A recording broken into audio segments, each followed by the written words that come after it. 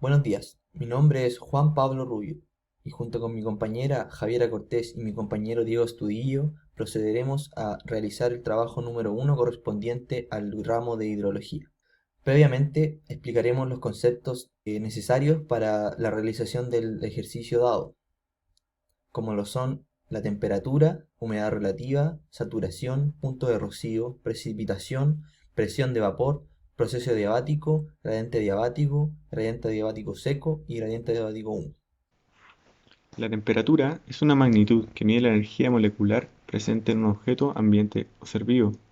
Esta se mide con un aparato de precisión llamado termómetro y su unidad dependerá de la escala de temperatura utilizada, siendo las unidades más comunes el Kelvin, Celsius y Fahrenheit.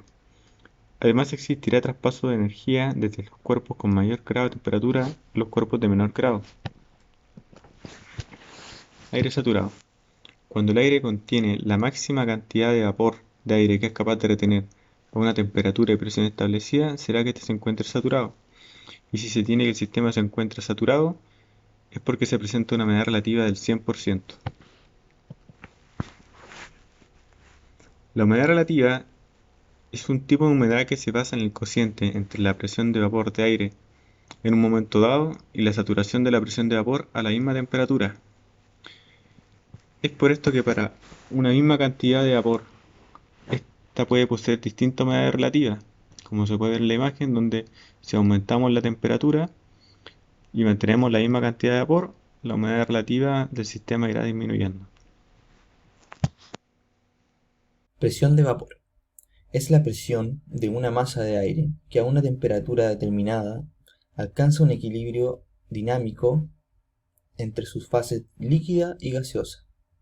Esta presión de vapor no depende de la cantidad de vapor líquido contenida en la masa de aire, sino que depende de la temperatura, como podemos ver en la formulación de presión de vapor de saturación.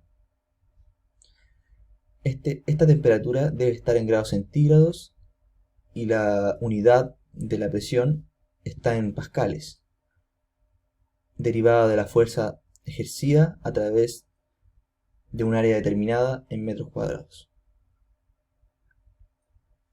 Punto de rocío. El punto de rocío es el punto en el cual se efectúa un proceso de enfriamiento. En este proceso, la masa de aire alcanza una temperatura determinada, llamada temperatura de rocío, con la cual el vapor de agua contenido en el aire alcanza su valor máximo de presión de saturación, es decir, se condensa, produciendo rocío. Todo esto bajo la condición de que la presión de vapor sea constante. La temperatura de punto de rocío puede ser calculada de la humedad relativa y la temperatura. Precipitación. Es cualquier forma de agua que precipite sobre la Tierra producto de la condensación de una solución gaseosa, en este caso la atmósfera terrestre, que es saturada con vapor de agua. Existen tres tipos de precipitaciones: líquida, glacial y congelada. En la precipitación líquida está la llovizna y la lluvia. En la glacial está la llovizna congelada y la lluvia congelada, conocida comúnmente como agua-nieve. En la precipitación congelada tenemos la nieve, el granizo y cristales de hielo, entre otras.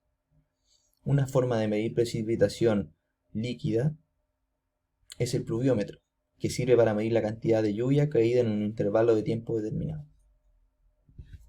Procesos diabáticos es el proceso en el cual no ocurre un intercambio de calor entre la masa de aire y su entorno, pero sí en su temperatura y en su humedad relativa. Pero en la realidad siempre va a existir, aunque sea un mínimo de intercambio de calor entre estas dos.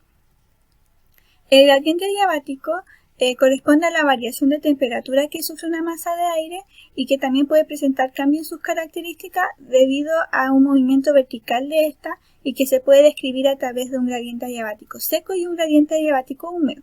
El gradiente diabático seco corresponde al movimiento vertical de una masa de aire seca, en la cual cuando ésta asciende va a experimentar una expansión. Esto quiere decir que su volumen va a aumentar debido a que está en una zona de menor presión y que va a disminuir también su temperatura, como se muestra acá en el gráfico, que a medida que va subiendo su temperatura va disminuyendo.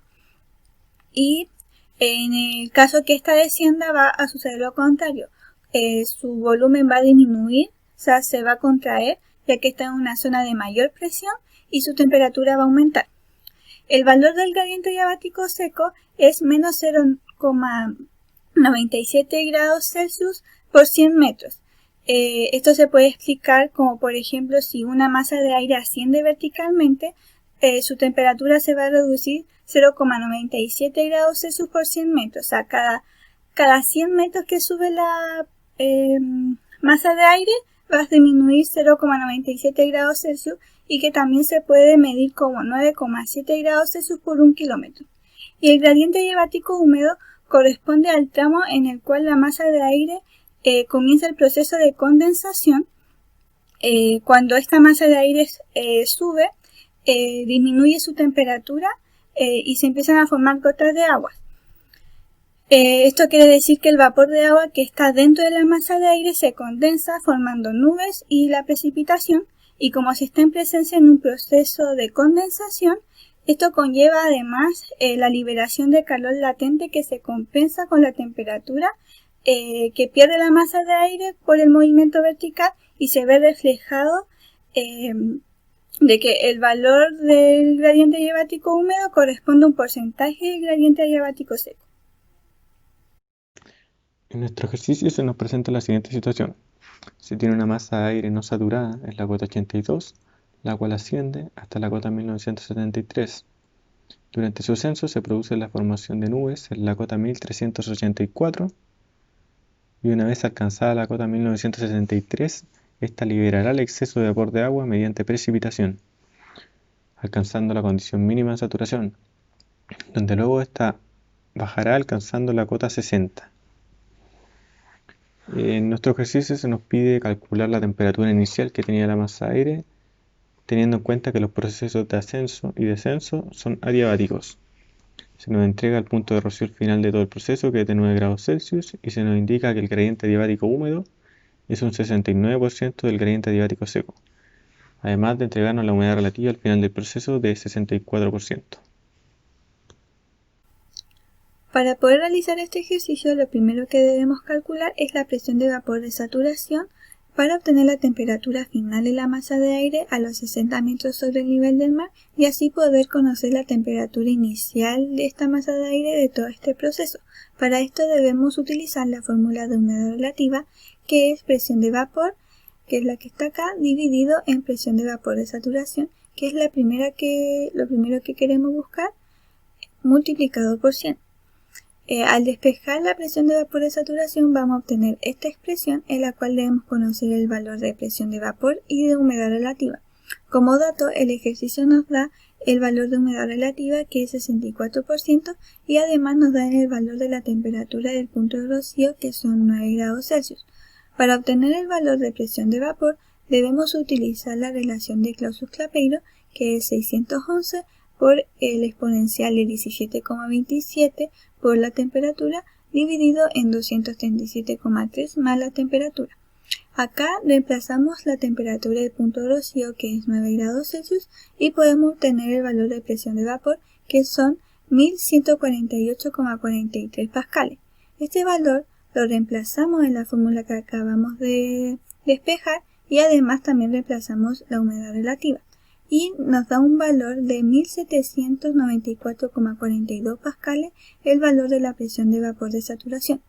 Ya al obtener este valor podemos obtener la temperatura final de la masa de aire a los 60 metros sobre el nivel del mar, utilizando nuevamente la relación de Clausius-Clapeyron, pero esta vez despejando la temperatura y reemplazando en este caso la presión de vapor de saturación en la fórmula, para obtener así una temperatura final de 15,78 grados Celsius.